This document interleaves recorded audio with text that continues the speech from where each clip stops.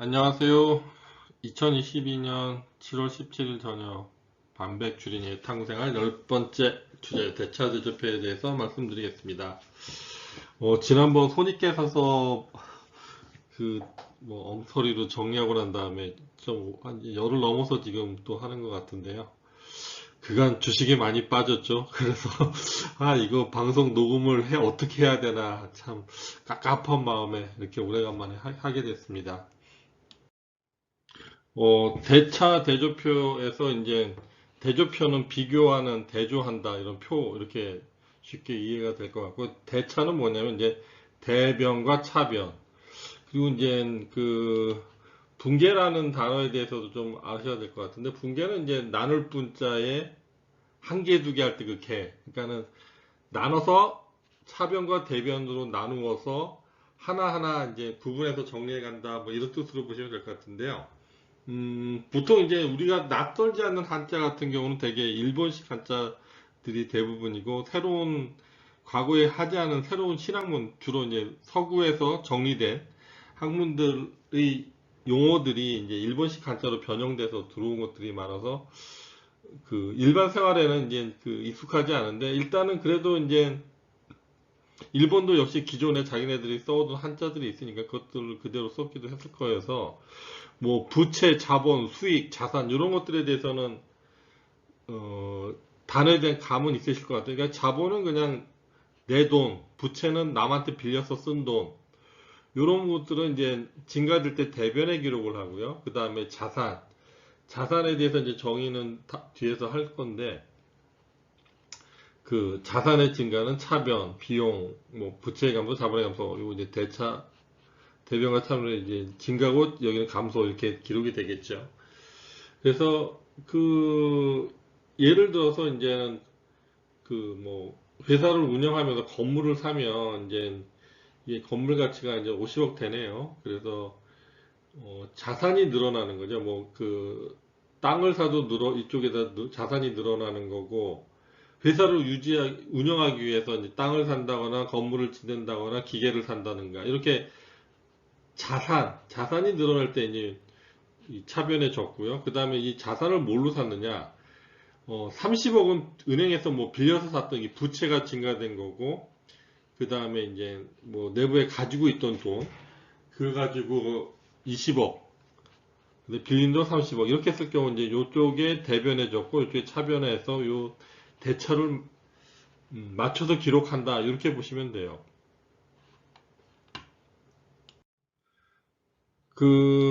이제 자산을 좀 사전적으로 정리를 하면, 과거 거래의 결과로 기업이 현재 통제하고 있으며 미래의 효익이 유입이 예상이 되는 현재의 권리, 자산, 그 공정 가치가 신뢰성 있게 측정될 수 있을 때 인식한다.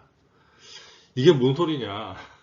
그러니까 이제 쉽게 아까 얘기한 거 다시 되풀이하면, 이제 뭐 회사를 운영하기 위해서는 연구개발도 해야 되고, 그 다음에 땅도 사야 되고, 건물도 지어야 되고, 아니면 뭐 건물 짓거나 땅 살 돈이 없으면 이제 뭐 사무실 임대보증금을 낸다던가, 이런 어떤 과거의 거래, 임대계약서도 거래죠. 를 통해서 이제 회사를 운영을 해야 되잖아요. 그래서 이제 뭐 땅이든 뭐든 이런 것들이 회사의 미래 수익을 유입이 되는 예산이 되는 권리. 그러니까 땅을 사놓거나 이게 하면은 현재뿐만 아니라 미래에도 그거 기반하에서, 연구 개발한 거에 기반하에서 상품을 생산할 수 있고, 이런 것들을 회사의 자산으로 정의한다, 이런 말씀입니다. 그러면 이제 아까 그거를 이제 뭐 그 전 페이지에서 50억짜리 건물 산 걸 가지고 이제 예를 들었었는데, 이제 이게 보면은 전체적으로 회사에서 일어났던 일들을 기록하는 거잖아요. 그러니까 이제 지난번에 했던 손익계산서 같은 경우는 1년 단위로 비용을 들이고, 인건비를 들이고, 재료비를 들이고, 매출을 내서 매출 이익을 얻고, 매출 이익에서 비용 부분을 빼서 1년에 얼마나 벌었냐. 그 다음에 이제 제가 말씀드린 것처럼 적자난 기업은 가급적 보지 말자. 우리는 이 주식 투자에 많이 시간을 투자하지 않을 20, 30대를 대상으로 하니까, 일단은 적어도 그냥 3개년 정도의 손해는 안 나고 흑자를 내는, 그러니까 이익을 내는 회사에 관심을 갖고 그 회사에 대해서 더 관심이 있다면, 그럼 일단 손익계산서 한번 보고, 그 다음에 이제 자산을 한번 보자. 이런 차원에서 말씀을 드리는 거고요. 그 다음에 이제 이런 회사들의 기록은,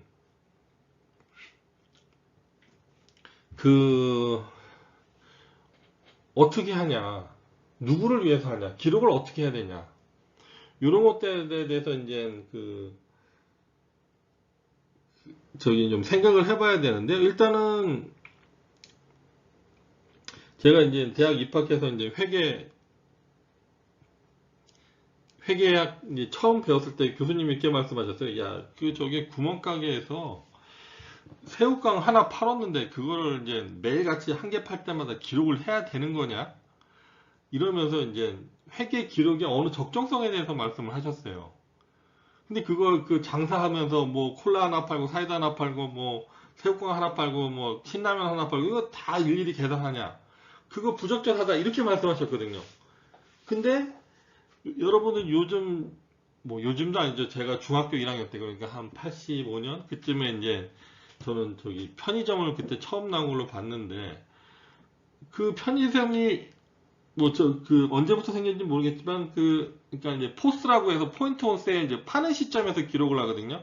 그러면 그 편의점에서 예를 들어 담배를 갖고 가서 이제 결제를 하면요. 그 바코드로 인식을 하면서 그 사람들이 이 사는 사람이 남성인지 여성인지 그 다음에 나의 연령대는 대충 얼마나 되는지 이런 식으로 그 편의점에서 근무하시는 분들이 그 기록을 해요.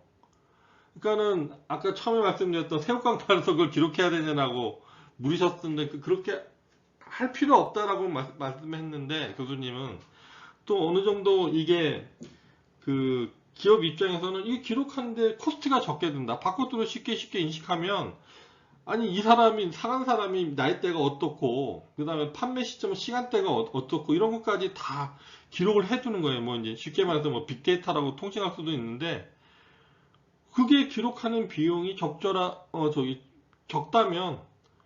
그 기록을 할 수도 있는 거고 그 다음에 이제 뭐 나이 한 60, 70대 되신 연로하신 분들이 컴퓨터도 익숙하지 않는데 그거를 새우깡을 파느니 많이 이거를 일일이 기록하는 게 부적절할 수도 있는 거죠.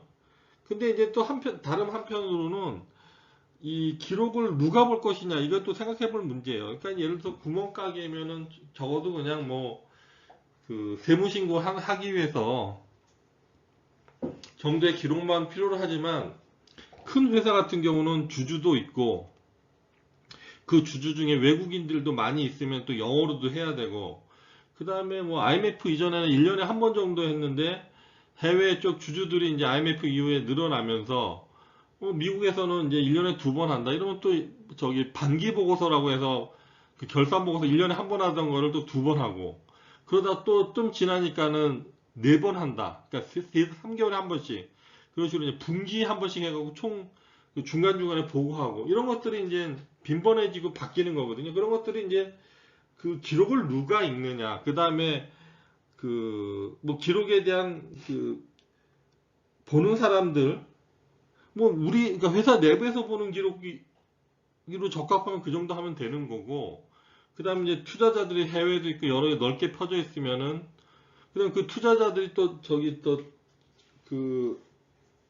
1년에 한 번 하던 걸 4번 해라 이렇게 하면 그거는 시대적 흐름에 따라서 필요에 따라서 바뀌어가면 되는 거예요. 그래서 뭐 어떻게 하는 게 적정하냐라고 따지는 거는 그때 규모와 그거를 읽는 사람들에 대한 따라 달라질 수 있고 변화될 수 있는 거죠. 예, 이제 뭐 대차대조표 샘플을 정할 때 이제 어떤 회사로 해야 될까 고민을 했는데 일단 7월 5일 녹음할 때 그러니까 지금 이제 뭐 금요일 기준으로 해서 한 열흘 전쯤에 그러니까 7월 5일에 한 38,950원이었던 시젠이 녹음 이후에 이제 뭐 지난주 금요일 날 기준으로 해서 한 46,400원 약간 올랐다가 빠졌는데 거의 뭐 한 7,000원 이상 올라가지고 뭐 다음 주에도 월요일부터 이제 시즌은 더 뭐 요새 코로나 더 창궐한다고 저기 전염병자가 늘어나가지고 그래서 시즌이 주식이 오를 것 같아서 그리고 또 처음에 한 게 또 손익계 선수가 시즌으로 했으니까 그냥 시즌으로 또 대체 대조표도 샘플링을 합니다. 이게 저기 하고 나서 보니까는 좀 별로 이렇게 설명할 내용이 별로 없는데 어 뭐 어차피 개별 종목으로 가면 또 저기 다시 대체 대조표 설명할 부분이 있을 테니까 여기서 그냥 대략 맛만 본다는 정도로 생각하시면 될 것 같아요. 그 손익계산서가 그 저기 1년 단위로 기록이잖아요. 근데 그 1년 1년이 이렇게 보시면은 2020 20기 그러니까 회사를 설립하고 나서 20년째 되는 거고 21년째, 22년째 이게 이제 2019년이죠. 그래서 보면은 이제 거기가 시즌이 이익이 계속 많이 났잖아요. 코로나 나고 나서. 그래서 이제 유동자산이 1250억 였다가 7800억이었다가 이제 1조가 넘어가는. 그럼 유동자산은 뭐냐면 주로 이제 그 1년 이내에 현금화 할 수 있는 단기 자산이라고 보시면 되고요. 여기 보시면 이제 현금 그냥 그 자체로 현금이고, 현금성 자산은 이제 예금부터 해가지고 여러 것들이 있겠죠. 그 다음에 그게 한 3,800억, 거의 4천억 가까이 되고, 그 다음에 단기 손익인데, 이 회사 같은 경우, 이게 공정가치 측정금융자산, 이건 뭔가 저도 좀 익숙치 않은 단어여갖고 찾아보니까, 해외 수출 이런 것들이 많으니까, 이게 환율 위험도 있고, 그래서 그 자산 가치를 이제는 그 외환, 유로화도 갖고 있고, 달러도 갖고 있고, 그 다음에 저기, 그 파운드화, 영국의 파운드화도 갖고 있고 그렇더라고요. 주석을 보니까. 그래서 이제 그런 자산들. 그래서 뭐 받을 돈들도 있고요. 매출 채권, 팔아서 받을 돈. 그 다음에 금융상품도 있고, 뭐 여러. 하여튼 그 다음에 이제 제품을 만들다 팔지 못해 창고에 있는 재고 자산들도 있고요. 그리고 비유종 자산은 이제 뭐 땅, 건물 이런 것처럼 뭐 현금화가 되지 않는 당장에 바로바로 현금화가 되지 않는 건데 그중에 이제 매출 중에서도 장기 매출이 있고 뭐 그런 1년 이상 되는 그런 자산들. 여기서 뭐 유형 자산은 이제 형태가 있는 거죠. 근데 이제 여기 이제 주석을 들어가서 보니까 땅만 한 1,000억을 샀더라고요. 그리고 뭐 무형 자산은 보이지 않는 건 이제 연구 개발비, 뭐 소프트웨어 이런 것들이 유형 자산, 무형 자산에 해당이 될 거고요. 예. 그 다음에 이제 종속기업 및 공동기업 투자, 이거는 뭐냐면 이제 해외 쪽에 이제 수출이 많이 되니까 해외 지사들도 많이 세웠더라고요. 그래서 그런 쪽에 주식들, 뭐 이런 것들, 지분 가치들 이런 것들이 될 겁니다. 그 아까 이제 말씀드린 차변에 대해서 있는 게 이제 자산이었고, 그 다음에 자산은 자본과 부채의 합이거든요.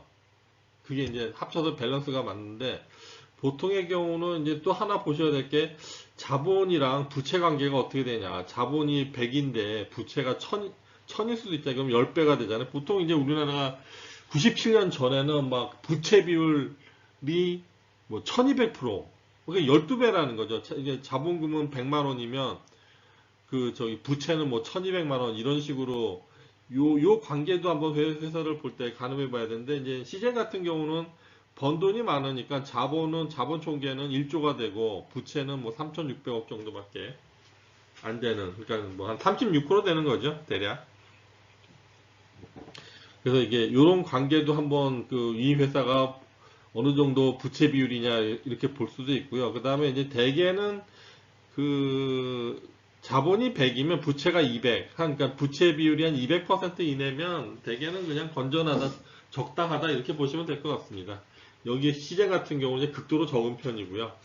왜냐면 돈이 넘쳐납니다. 그래서 어쩔 수 없이 이제 그 부채 비율이 상당히 낮은 거죠.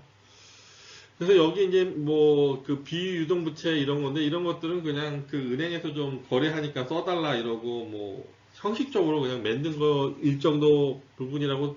그리고 이제 뭐 정부의 개발 정책 자금 뭐 이런 것들, 이제 싼 이자, 뭐 보통 보니까 2점 몇 퍼센트 이런 상품들이더라고요. 주석을 보니까. 여기 보면 이제 이 다트에 가서 보시면 이제 주석 부분에서 이제 따로 요 내용들에 대해서 이제 상세하게 기술한 부분이 있거든요. 그런 건 찾아보시면 됩니다. 관심이 있으시면.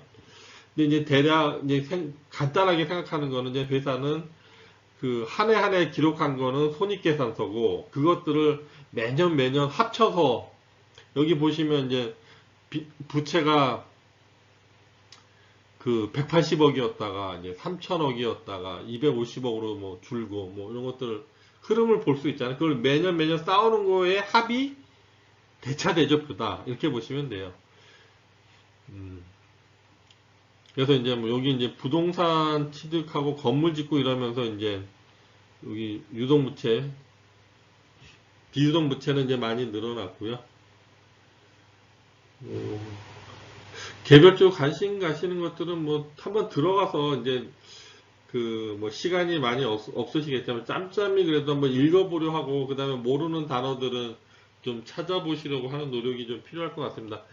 일단은 여기서 그 좀 더 상세하게 조금 더 언급을 해보면, 자본금은 그 260억이죠. 그 다음에 이익잉여금 보면 여기서 이제 660억에서 5,700억은 늘었고 그 9,700억이 됐잖아요. 이거 1조 가까이 됐는데, 이거는 이제 그 매년 벌어들인 이익을 쌓아놓은 거죠. 코로나 기간 2년 동안 이제 뭐 거의 5천억 이상씩 쌓아놓은 거고, 그 다음 이제 기타 불입자금 이렇게 찾아보니까 뭐 이제 7천억에서 290억으로 줬는데, 배당을 한 게 한 600억 이상 되더라고요. 이익을 많이 냈으니까 배당을 하고, 그 다음에 거기에 뭐 주식 발행 초과금. 주식 발행 초과금은 뭐냐면 한 주를 500원에, 한 주를 주당 뭐 1,000원으로 표시되어 있는데, 이 주식을 더 증자할 때, 그러니까 자본금을 늘릴 때 이 1,000원이라고 표시해 준 주식을 뭐 3,000원에 이제 한 주를 팔았다, 회사에서 하면, 그러면 이제 1,000원, 액면 표시 1,000원짜리 주식을 3,000원에 투자를 한 거예요. 그러면 이제 2,000원에 해당되는, 액면을 초과하는 2,000원에 해당되는 부분을 이제 주식 발행 초과금이라고 하는데, 그걸 모아놓은 게 이제 주식 발행, 뭐 만주가 된다 이러면 이제 그 2천만 원이 되는 거죠. 주식 발행 초과금이. 그런 식으로 이제 그런 것들을 여러 가지를 합쳐놓은 거. 자기 자사주취득이 한 400억 정도 있었고, 그런 걸 플러스 마이너스 해서 요 기타 불입자금 자본이라는 게 있네요. 그래서 오늘은 좀 아쉽지만 이 정도로, 시간이 자꾸 이렇게 뭐 하다 보면 길어져 가지고 원래는 10분 내로 짧게 하려고 했는데 그게 잘 안 돼서, 하여튼 아쉽지만 이 정도로 대차대조표에 대해서 그냥 설명드렸습니다. 감사합니다.